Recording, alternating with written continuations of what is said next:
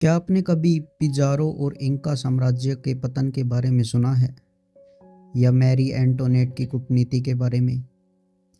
आइए जानते हैं नियमों के माध्यम से। नियम 41। किसी महान व्यक्ति के पद चिन्हों पर चलने से बचें।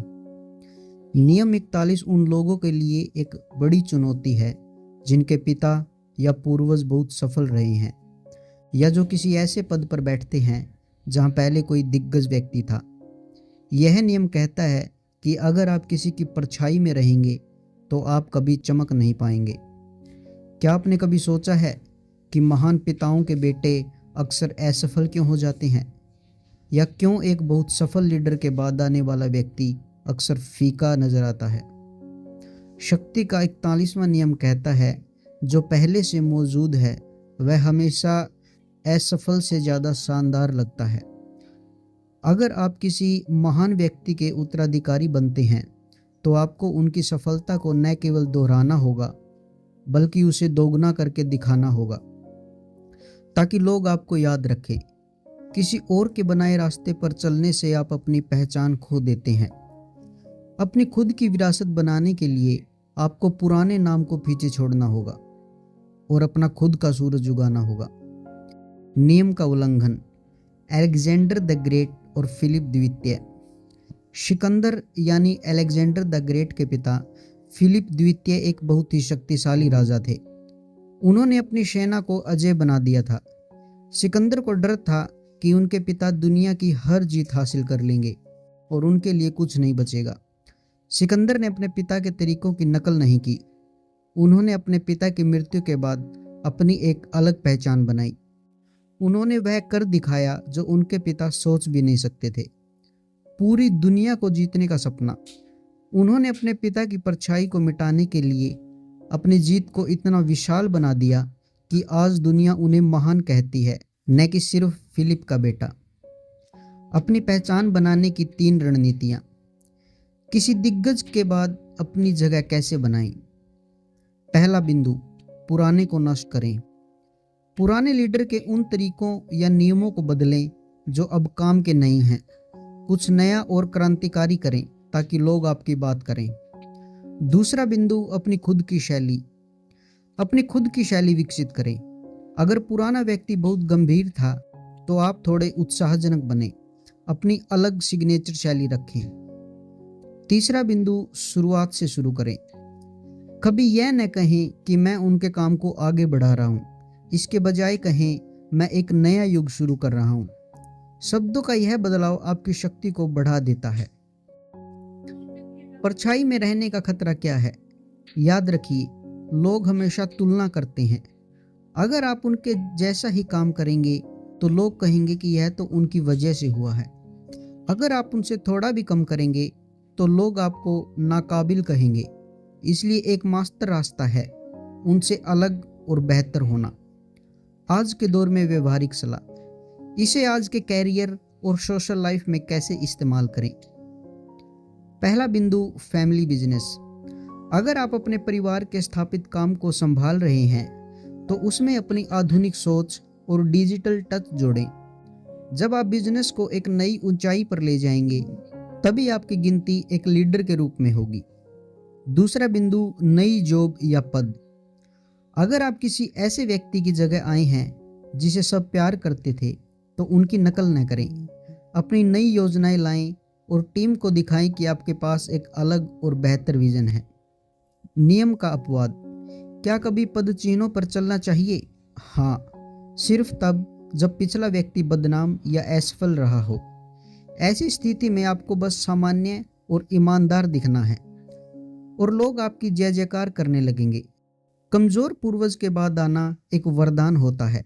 तो दोस्तों, याद रखिए, इतिहास उन्हें याद नहीं रखता जो भीड़ के साथ चलते हैं, बल्कि उन्हें याद रखता है जो अपना रास्ता खुद बनाते हैं। अपनी तकदीर खुद लिखिए। नियम 42। गडरिये पर प्रहार करें तो भेड़ें तीतर बीतर हो जाएंगी। नियम 42 राजनीति, युद्ध और मनोविज्ञान का एक ऐसा अचूक नियम है जो कहता है कि किसी भी बड़ी भीड़ या समस्या के पीछे एक दिमाग होता है। अगर आप उस केंद्र को हिला दें तो बाकी सब अपने आप बिखर जाएंगे। क्या आपने कभी गौर किया है कि किसी कंपनी, किसी राजनीतिक दल या किसी गैंग में एक ऐसा व्यक्ति होता है जिसके बिना वो पूरा ग्रुप अपाहिज हो जाता है। शक्ति का 42वां नियम कहता है, परेशानी की जड़ हमेशा एक इंसान या एक विचार के केंद्र में होती है। अगर आप छोटी छोटी परेशानियों से लड़ते रहेंगे तो आप थक जाएंगे और समस्या कभी खत्म नहीं होगी। लेकिन अगर आप उस गडरिये को ढूंढ निकालें जो उन्हें चला रहा है और उसे रास्ते से हटा दें तो पूरा समूह दिशाहीन होकर बिखर जाएगा। जीत का सबसे छोटा रास्ता केंद्र पर हमला करना है। नियम का पालन, पिजारो और इंका साम्राज्य का पतन। 16वीं सदी में फ्रांसिस्को पिजारो एक छोटी सी सेना लेकर विशाल इंका साम्राज्य को जीतने निकला। वहां हजारों सैनिक थे, लेकिन पिजारो जानता था कि उन सब का मालिक एक ही है, राजा अताहुल्लप्पा। पिजारो ने हजारों सेनाओं से लड़ने के बजाय सीधे राजा को बंदी बना लिया। जैसे ही राजा उनके कब्जे में आया, हजारों की सेना बिना लड़े ही तीतर बीतर हो गई। उन्हें समझ ही नहीं आया कि अब क्या करना है। पिजारो ने गडरिये को पकड़ा और पूरा रेवड़ उसका गुलाम बन गया। यह इतिहास की सबसे बड़ी जीत थी, जो सिर्फ एक सही निशाने की वजह से मुमकिन हुई।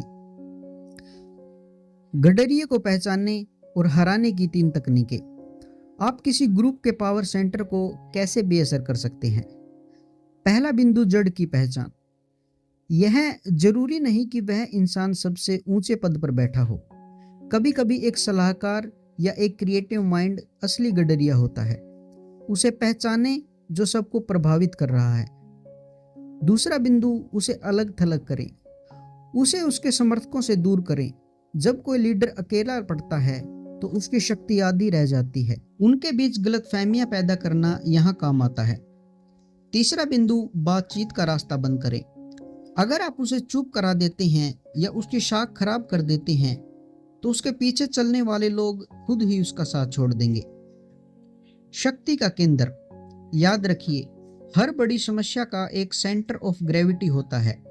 अगर किसी बिजनेस में घाटा हो रहा है तो शायद वह एक गलत प्रोडक्ट या एक गलत कर्मचारी की वजह से है।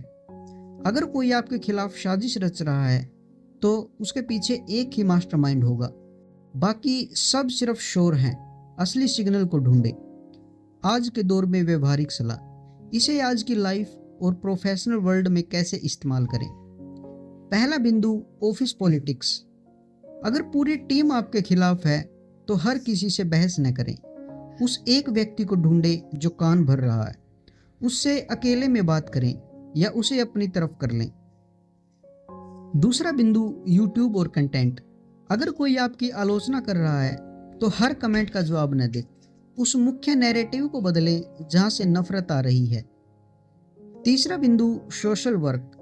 अगर आपको सरकारी काम में दिक्कत आ रही है तो 10 क्लर्कों से मिलने के बजाय उस एक निर्णय लेने वाले से मिलें जो फाइल रोक रहा है।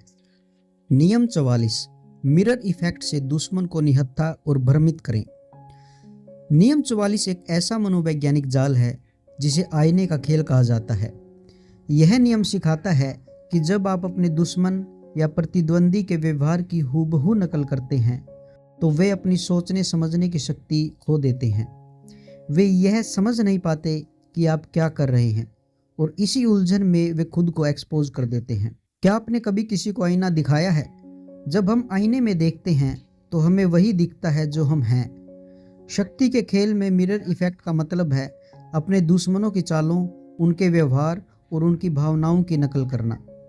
जब आप वही करते हैं जो आपका दुश्मन कर रहा है तो आप उन्हें अंधा कर देते हैं। उन्हें लगता है कि आप उनके साथ हैं या आप उनकी रणनीति समझ चुके हैं। इस प्रक्रिया में वे रक्षात्मक हो जाते हैं या फिर गुस्से में आकर कोई ऐसी गलती कर देते हैं जो आपकी जीत का रास्ता खोल देती है। आईना सिर्फ चेहरा नहीं दिखाता, यह दुश्मन के इरादों को भी बेनकाब कर देता है। मिरर इफेक्ट के 4 शक्तिशाली रूप। आप आईने का इस्तेमाल 4 अलग अलग तरीकों से कर सकते हैं। पहला, व्यवहार का दर्पण। वही करें जो आपका दुश्मन कर रहा है। अगर वह चुप है तो आप भी चुप रहें। अगर वह आक्रामक है तो आप भी वैसी ही ऊर्जा दिखाएं। इससे वह आपकी अगली चाल का अंदाजा नहीं लगा पाएगा। दूसरा, भावनाओं का दर्पण। लोगों के सपनों, उनके डर और उनकी पसंद की नकल करें। जब आप किसी को वही दिखाते हैं जो वे देखना चाहते हैं, तो वे आपसे प्यार करने लगते हैं। तीसरा, नैतिकता का दर्पण। अगर कोई आपके साथ बुरा व्यवहार करे तो उनके साथ वही व्यवहार करें। उन्हें एहसास कराएं कि उनका व्यवहार कितना बुरा है। यह जैसे को तैसा वाली रणनीति है। चौथा, भ्रम का दर्पण। एक ऐसी नकली स्थिति पैदा करें जो सच जैसी लगे। दुश्मन को उस नकली सच के पीछे भागने दें, जबकि आप अपनी असली चाल कहीं और चल रहे हों। नियम का पालन, एल्किबिएड्स और अनुकूलन। प्राचीन ग्रीस का राजनेता एल्किबिएड्स मिरर इफेक्ट का मास्टर था। जब वह स्पार्टा गया तो उसने वहां के लोगों की तरह सख्त और अनुशासित जीवन जीना शुरू कर दिया। जब वह फारस गया तो वह वहां के राजाओं की तरह विलासी और भव्य बन गया। उसने हर जगह के लोगों के व्यवहार का आईना बनाया। लोग उसे अपना समझने लगे और उस पर अटूट भरोसा करने लगे। उसने साबित किया कि अगर आप दूसरों के व्यवहार को प्रतिबिंबित कर सकते हैं तो आप किसी भी समाज या सत्ता में अपनी जगह बना सकते हैं। मिरर इफेक्ट का मनोवैज्ञानिक असर। आईना क्यों काम करता है? पहला बिंदु, आत्ममुग्धता यानी सेल्फ लव। हर इंसान को अपना अक्स पसंद होता है। जब आप उनकी नकल करते हैं तो आप उनके अहंकार को सहलाते हैं। दूसरा बिंदु, भ्रम। जब आप दुश्मन की चाल की नकल करते हैं तो उसे लगता है कि उसकी रणनीति लीक हो गई है। वह डर के मारे पीछे हट जाता है। आज के दौर में व्यवहारिक सलाह, इसे आज की लाइफ और कैरियर में कैसे इस्तेमाल करें। पहला बिंदु, सेल्स और नेगोशिएशन। अपने क्लाइंट्स की बॉडी लैंग्वेज और बोलने के तरीकों को हल्का सा कॉपी करें। अगर वे धीरे बोल रहे हैं तो आप भी धीरे बोलें। इससे उनके अवचेतन मन में आपके प्रति ट्रस्ट पैदा होगा। दूसरा बिंदु, रिश्तों में अनबन। अगर कोई आपसे बिना वजह झगड़ रहा है तो शांत रहकर उनके ही शब्दों को सवाल बनाकर वापस पूछें। उन्हें अपनी कड़वाहट का एहसास आईने की तरह होगा। नियम का अपवाद। क्या कभी नकल नहीं करनी चाहिए? हाँ, अगर आपका दुश्मन आपको किसी गड्ढे में ले जा रहा है तो उसकी नकल करना बेवकूफ़ी होगी। मिरर इफेक्ट का इस्तेमाल सिर्फ उन्हें भ्रमित करने के लिए करें, खुद भ्रमित होने के लिए नहीं। आपकी अपनी ओरिजिनल योजना हमेशा गुप्त रहनी चाहिए। तो दोस्तों याद रखिए, आईना कभी झूठ नहीं बोलता, लेकिन वह दुश्मन को सच देखने से रोक जरूर सकता है। दूसरों को वही दिखाएं जो वे हैं, ताकि आप वह बन सके जो आप चाहते हैं। नियम 45, बदलाव की जरूरत पर बात करें लेकिन एक साथ बहुत ज्यादा बदलाव न करें।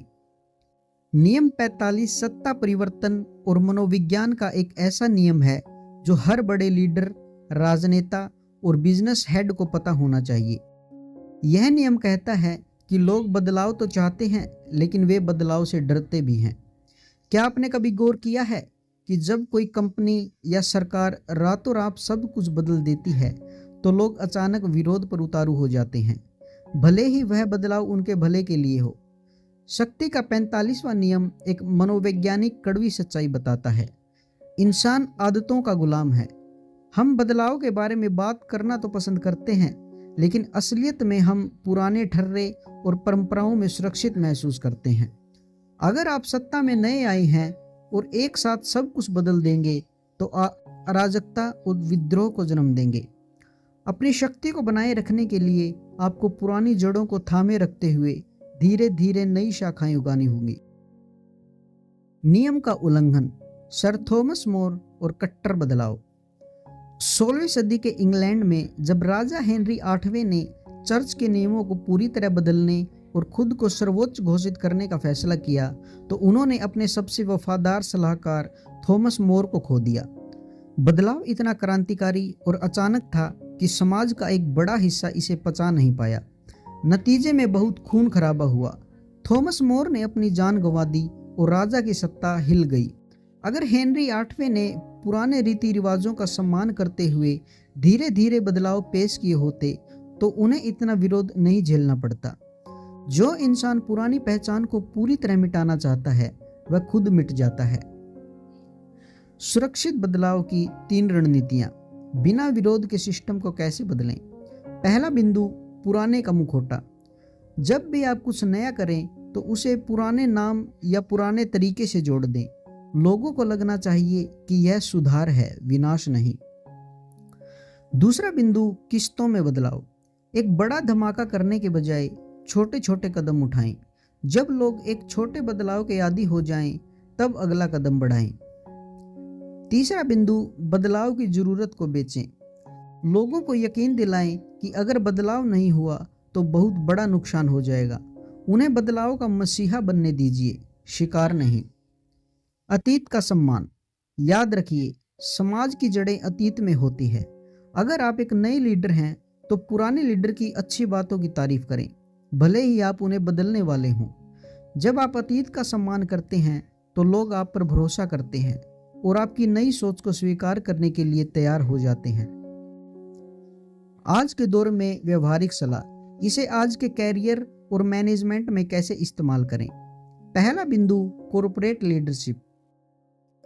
अगर आप किसी नई टीम के मैनेजर बनते हैं तो पहले दिन से ही सारे नियम न बदलें। पहले कुछ हफ्ते पुराने तरीकों से काम करें, टीम का भरोसा जीतें और फिर धीरे धीरे अपनी कार्य प्रणाली लागू करें। दूसरा बिंदु, सोशल वर्क और राजनीति। अगर आप गांव या समाज में कुछ नया लाना चाहते हैं तो वहां के बुजुर्गों और पुरानी परंपराओं को शामिल करें। जब वे आपके साथ होंगे तो युवा पीढ़ी अपने आप जुड़ जाएगी। नियम का अपवाद। क्या कभी बड़ा बदलाव करना चाहिए? सिर्फ तब जब पुराना सिस्टम पूरी तरह सड़ चुका हो और जनता खुद क्रांति मांग रही हो। ऐसी स्थिति में पुराना सब कुछ जला देना ही आपकी ताकत का सबूत होता है। लेकिन याद रहे, यह बहुत जोखिम भरा खेल है। तो दोस्तों याद रखिए, एकदम से उगी फसल कमजोर होती है, लेकिन जो धीरे धीरे बढ़ती है उसकी जड़ें गहरी होती हैं। बदलाव की बात करें लेकिन स्थिरता का एहसास दिलाएं। नियम 46, कभी भी बहुत ज्यादा परफेक्ट न दिखें। नियम 46 एक बहुत ही सूक्ष्म लेकिन गहरा नियम है।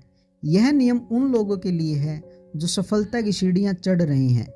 यह सिखाता है कि जब आप बहुत तेजी से आगे बढ़ते हैं और अपनी हर खूबी का प्रदर्शन करते हैं तो आप अनजाने में अपने चारों ओर ईर्ष्या के दुश्मन पैदा कर लेते हैं। क्या आपने कभी गौर किया है कि जब कोई इंसान हर चीज में अव्वल आता है, जिसकी कोई बुराई नहीं होती और जो हमेशा सही होता है, तो लोग उससे प्यार करने के बजाय उससे चिढ़ने लगते हैं। शक्ति का 46वां नियम एक कड़वी मानवीय सच्चाई बताता है।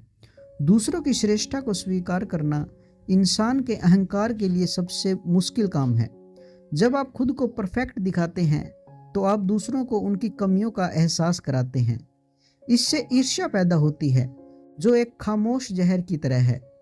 बुद्धिमान वह है जो अपनी सफलता के साथ साथ अपनी कुछ छोटी मोटी कमियां या गलतियां भी दुनिया को दिखा रहे हैं, ताकि लोग उसे अपना दुश्मन नहीं बल्कि अपने जैसा समझें।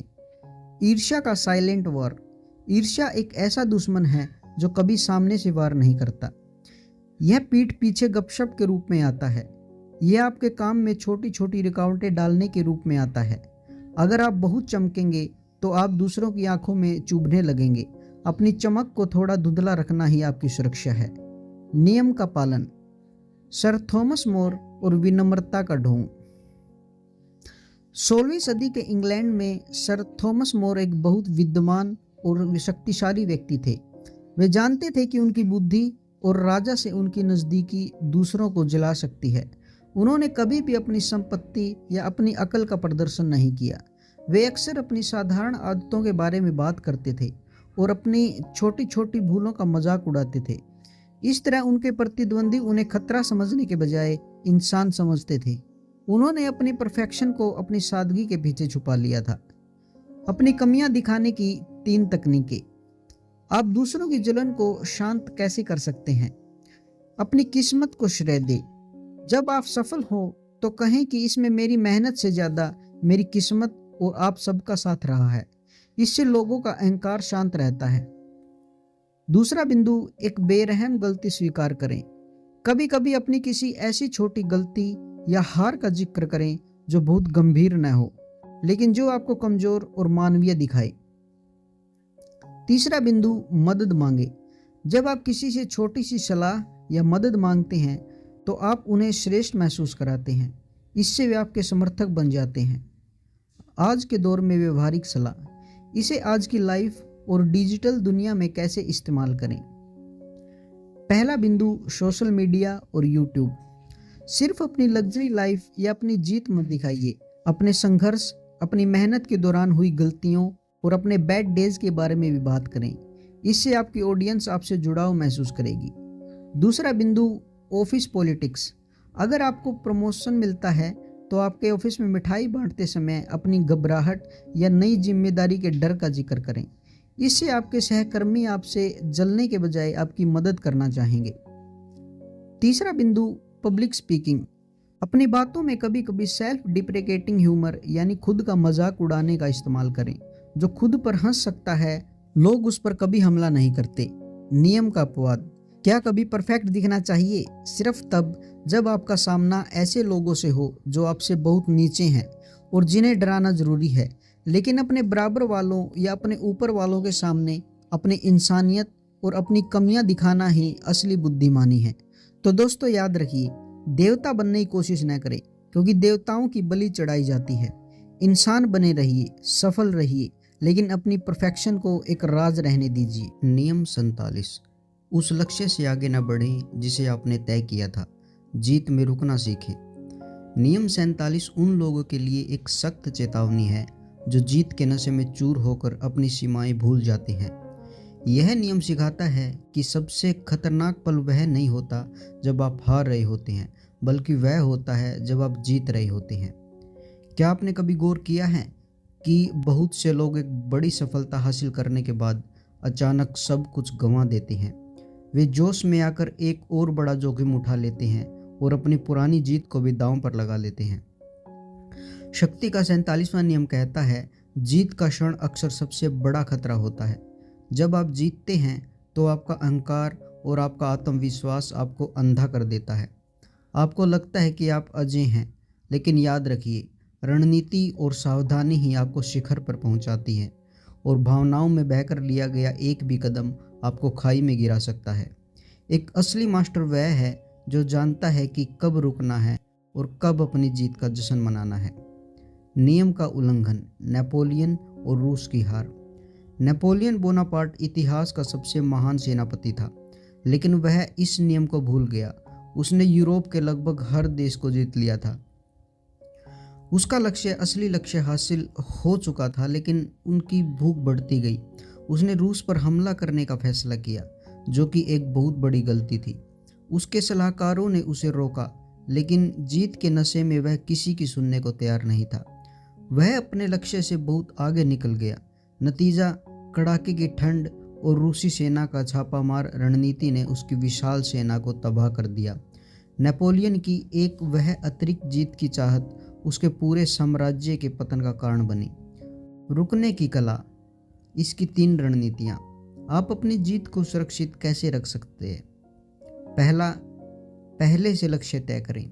मैदान में उतरने से पहले ही तय कर लें कि आपकी जीत क्या है। जैसे ही आप उस बिंदु पर पहुंचे, रुक जाएं और अपनी स्थिति को मजबूत करें। दूसरा बिंदु, अपनी भावनाओं को वश में रखें। जीत के बाद आने वाले यूफोरिया, अत्यधिक उत्साह से बचें। यह आपको ये सोचने पर मजबूर करता है कि आप कभी गलत नहीं हो सकते। ठंडे दिमाग से हकीकत को देखें। तीसरा बिंदु, दुश्मन को पलटवार का मौका न दें। जब आप जीतते हैं तो आपके दुश्मन हार कर गुस्से में होते हैं। अगर आप बिना तैयारी के और आगे बढ़ेंगे तो वे आपकी थकान का फायदा उठाकर आप पर हमला कर सकते हैं। अहंकार का जाल। प्राचीन ग्रीस में इसे ह्यूब्रिस कहा जाता था, यानी देवताओं को चुनौती देने वाला अहंकार। जब इंसान अपनी सीमाओं को भूल जाता है तो कुदरत उसे सबक सिखाती है। शक्ति का मतलब सिर्फ आगे बढ़ना नहीं, बल्कि कब्जा बनाए रखना भी है। आज के दौर में व्यवहारिक सलाह, इसे आज की लाइफ और बिजनेस में कैसे इस्तेमाल करें। कैरियर और ग्रोथ। यह एक बड़ा प्रोजेक्ट सफल होने के बाद तुरंत अगले बड़े रिस्क में न कूदें।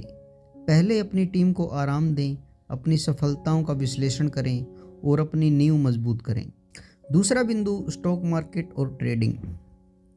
अगर आपने एक ट्रेड में अच्छा मुनाफा कमा लिया है तो लालच में आकर सारा पैसा फिर से दांव पर न लगाएं। अपने प्रॉफिट टारगेट पर बाहर निकलना ही एक सफल ट्रेडर की पहचान है। नियम का अपवाद। क्या कभी नहीं रुकना चाहिए? सिर्फ तब जब आपका दुश्मन अभी भी मजबूत हो और वह वापस हमला कर सकता हो। लेकिन यहाँ भी आपका कदम लालच से नहीं बल्कि रणनीति से प्रेरित होना चाहिए। तो दोस्तों याद रखिए, असली विजेता वह नहीं जो सबसे दूर भागता है, बल्कि वह है जो जानता है कि फिनिश लाइन कहाँ है। अपनी जीत को अपनी हार मत बनने दीजिए। नियम 48। निराकार बने, किसी भी निश्चित सांचे में न ढले। नियम 48 इस पूरी किताब का सबसे गहरा और दार्शनिक नियम है। यह नियम आपको एक ऐसी शक्ति देता है जिसे कोई छू नहीं सकता और कोई हरा नहीं सकता। यह नियम है निराकार बनना। आज हम शक्ति के 48वें और सबसे रहस्यमय नियम पर पहुंच गए हैं। क्या आपने कभी सोचा है कि बहता हुआ पानी पत्थर को कैसे काट देता है? पानी का अपना कोई आकार नहीं होता। आप उसे जिस बर्तन में डालेंगे वह वैसा ही बन जाएगा, लेकिन उसकी यही निराकार शक्ति उसे अजेय बनाती है। शक्ति का 48वां नियम कहता है, कभी भी अपनी योजना या अपने व्यक्ति को इतना तय मत कीजिए कि दुश्मन उसे पहचान ले। अगर आपका कोई निश्चित आकार होगा तो आप पर हमला करना आसान होगा, लेकिन अगर आप अदृश्य और बदलने वाले होंगे तो दुनिया की कोई भी ताकत आपको निशाना नहीं बना पाएगी। परिवर्तन की एकमात्र स्थिरता है नियम का पालन, गुरिल्ला युद्ध और अदृश्य शक्ति। इतिहास गवाह है कि महान साम्राज्यों को अक्सर उन छोटी सेनाओं ने हराया है जिनका कोई ठिकाना नहीं था। वियतनाम युद्ध में अमेरिका जैसी महाशक्ति इसलिए हारी क्योंकि वियतनामी सैनिक निराकार थे। वे जंगलों में घुल मिल जाते थे, हमला करते थे और गायब हो जाते थे। अमेरिका एक निश्चित आकार वाली सेना थी, उनके पास बड़े टैंक और विमान थे, लेकिन वियतनामियों के पास अनुकूल की आवश्यकता थी। जब आप किसी सांचे में नहीं बंधते तो आपका दुश्मन अपनी पूरी ताकत लगाकर भी हवा से लड़ता रह जाता है। जो बदलता नहीं वह टूट जाता है, जो लचीला है वह सदियों तक टिका रहता है। निराकार होने की 3 रणनीतियाँ। आप खुद को अनस्टॉपेबल कैसे बना सकते हैं? पहला बिंदु, अनुमान से परे रहें। लोग आपकी पुरानी आदतों के आधार पर आपका भविष्य तय करते हैं। कभी कभी अपनी दिशा बदलकर उन्हें चौंका दें। आपकी रहस्यमयी चालें उन्हें रक्षात्मक बना देती है। दूसरा बिंदु, सांचे को तोड़ें। अगर आप एक विशेषज्ञ बन जाते हैं तो लोग आपकी सीमाएं जान लेते हैं। बहुमुखी बने, हर काम को नए तरीके से करने की कोशिश करें। तीसरा बिंदु, वर्तमान में जिएं। पुरानी रणनीतियों को पकड़ कर न बैठें। जो कल काम आया था जरूरी नहीं कि वह आज भी काम आए। माहौल के हिसाब से खुद को ढालना सीखें। स्थिति का खतरा। प्रकृति का नियम है, जो पेड़ सख्त होता है वह तूफान में सबसे पहले टूटता है, लेकिन जो घास झुक जाती है वह तूफान के बाद फिर से खड़ी हो जाती है। शक्ति का मतलब कठोर होना नहीं बल्कि प्रभावी होना है। अपनी योजनाओं को पत्थर की लकीर मत बनाइए, उन्हें रेत पर लिखी इबारत की तरह रखिए जिसे वक्त आने पर बदला जा सकता है। आज के दौर में व्यवहारिक सलाह, इसे आज की लाइफ और कैरियर में कैसे इस्तेमाल करें। पहला बिंदु, बिजनेस और वेल्थ। मार्केट हमेशा बदलता रहता है, कभी गोल्ड ऊपर है तो कभी रियल एस्टेट। एक ही निवेश पर टिके न रहें। निराकार निवेशक वही है जो बदलती अर्थव्यवस्था के साथ अपनी रणनीति बदलता रहता है। दूसरा बिंदु, सोशल वर्क और पॉलिटिक्स। अगर एक विभाग से काम नहीं हो रहा तो दूसरा रास्ता ढूंढे। अगर कागजों से काम नहीं बन रहा तो जनसंपर्क का सहारा लें। लक्ष्य तय करें लेकिन रास्ता बदलते रहें। नियम का अपवाद। क्या कभी आकार लेना चाहिए? हाँ, जब आपको अपनी शक्ति का प्रदर्शन करना हो, लेकिन वह आकार भी आपकी एक रणनीति का हिस्सा होना चाहिए, आपकी स्थायी पहचान नहीं। जैसे ही काम पूरा हो वापस अपने निराकार स्वरूप में लौट जाइए। तो दोस्तों, 48 लॉज ऑफ पावर की यह यात्रा आज यहीं पूरी होती है।